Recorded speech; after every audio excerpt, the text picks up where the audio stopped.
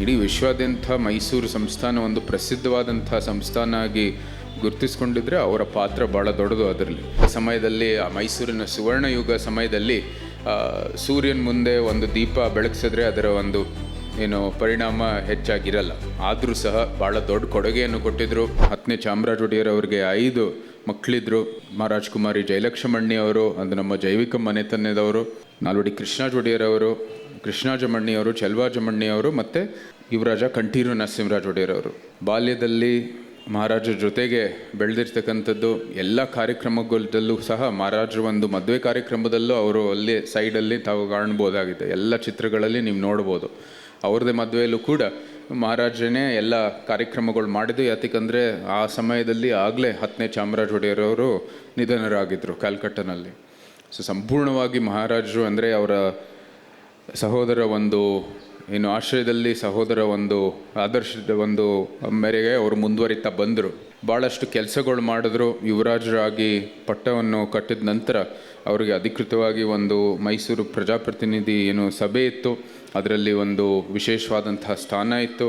ಜೊತೆಗೆ ಅವರು ಬೆಂಗಳೂರಲ್ಲಿರುವಂಥದ್ದು ಒಂದು ರೀತಿಯ ಸಂಸ್ಥೆಗಳು, ಮೈಸೂರಿನ ಚೇಂಬರ್ ಆಫ್ ಕಾಮರ್ಸ್ ಇರ್ಬೋದು, ಸಾಹಿತ್ಯ ಪರಿಷತ್ ಇರ್ಬೋದು, ಇಲ್ಲಿರ್ತಕ್ಕಂಥ ಮಿಥಿಕ್ ಸೊಸೈಟಿ ಇರ್ಬೋದು, ಮಹಾರಾಜರ ಪರವಾಗಿ ಅವರ ಪ್ರತಿನಿಧಿಯಾಗಿ ಇಲ್ಲಿ ಅವರ ಪೋಷಕರ ಸ್ಥಾನದಲ್ಲಿ ಭಾಳಷ್ಟು ಕೆಲಸಗಳನ್ನು ಮಾಡಿರ್ತಕ್ಕಂಥದ್ದು ನಾವು ಎಲ್ಲ ಇತಿಹಾಸದ ಪುಟಗಳಲ್ಲಿ ನೋಡ್ಬೋದು.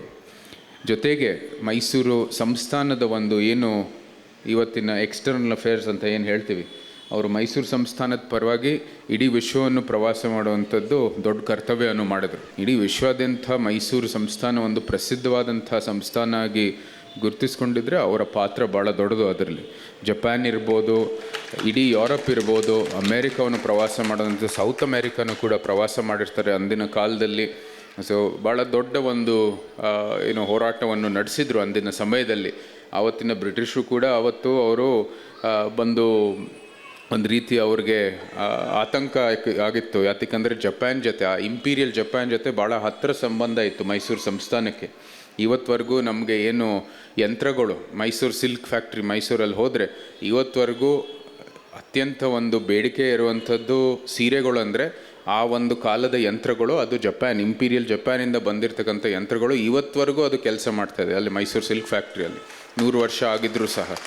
ಜೊತೆಗೆ ಕಡ್ಕೊಳ ಚಾಪೆಗಳು, ನಮ್ಮ ಕಾವೇರಿ ನದಿಯಲ್ಲಿ ಇರುವಂಥದ್ದು ರೀಡ್ಸ್ಗಳು, ಅದು ಯಾವ ರೀತಿ ಚಾಪೆಗಳಿಗೋಸ್ಕರ ಬಳಸ್ಕೋಬೋದು ಅಂತ ಜಪಾನ್ನಿಂದ ತಂತ್ರಜ್ಞಾನ ಎಲ್ಲ ತರುವಂಥದ್ದು ಕೆಲಸವನ್ನು ಯುವರಾಜರು ಭಾಳ ದೊಡ್ಡ ಒಂದು ಕೆಲಸವನ್ನು ಮಾಡಿರ್ತಾರೆ. ಇದೆಲ್ಲ ಕೆಲಸ ಮಾಡಿದರೂ ಸಹ ಒಂದು ರೀತಿ ನಾಲ್ವಡಿ ಅವರ ಒಂದು ಆಡಳಿತ ಸಮಯದಲ್ಲಿ, ಆ ಮೈಸೂರಿನ ಸುವರ್ಣಯುಗ ಸಮಯದಲ್ಲಿ ಸೂರ್ಯನ ಮುಂದೆ ಒಂದು ದೀಪ ಬೆಳಗಿಸಿದ್ರೆ ಅದರ ಒಂದು ಪರಿಣಾಮ ಹೆಚ್ಚಾಗಿರಲ್ಲ. ಆದರೂ ಸಹ ಭಾಳ ದೊಡ್ಡ ಕೊಡುಗೆಯನ್ನು ಕೊಟ್ಟಿದ್ದರು.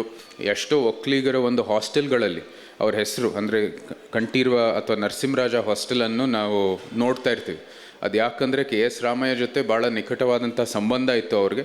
ಅವರೇ ದಾನವನ್ನು ಕೊಡ್ತಾಯಿದ್ರು. ಈ ಹಾಸ್ಟೆಲ್ಗಳೆಲ್ಲ ಶುರು ಮಾಡೋದಕ್ಕೆ ವಿಶೇಷವಾದಂಥ ಒಂದು ಕಾಳಜಿ ವಹಿಸ್ತಾಯಿದ್ರು. ಅನೇಕ ಸಮುದಾಯಗಳಿಗೂ ಕೂಡ ಮೀಸಲಾತಿಯನ್ನು ಮೈಸೂರು ಇವತ್ತು ಸಂಸ್ಥಾನ ಪ್ರಸಿದ್ಧ ಆಗಿದೆ. ಯಾಕಂದರೆ ಪ್ರಥಮವಾದಂಥ ಒಂದು ಆಡಳಿತ ವ್ಯವಸ್ಥೆ, ಈ ಮೀಸಲಾತಿ ಒಂದು ವ್ಯವಸ್ಥೆ ತರೋದಕ್ಕೆ ಅವರು ಅದಕ್ಕೆ ಭಾಳ ದೊಡ್ಡ ಒತ್ತನ್ನು ಕೊಟ್ಟಿದ್ದರು. ಮತ್ತು ಅವರ ಓಟು ಮತ್ತು ಆ ಒಂದು ಪ್ರಜಾಪ್ರತಿನಿಧಿ ಸಭೆಯೂ ಕೂಡ ಇದನ್ನ ಬೆಂಬಲಿಸಬೇಕು ಅಂತ ಭಾಳ ದೊಡ್ಡ ಹೋರಾಟವನ್ನು ಮಾಡಿರ್ತಕ್ಕಂಥದ್ದು. ಸೊ ಇಂಥ ಒಂದು ಮಹಾನ್ ವ್ಯಕ್ತಿಯ ಒಂದು ಇತಿಹಾಸ ಇಲ್ಲಿ ರಕ್ಷಣೆ ಆಗ್ತಾ ಇರೋದು ನಿಜಕ್ಕೂ ನಮಗೆ ಭಾಳ ಸಂತೋಷ ಆಗಿದೆ.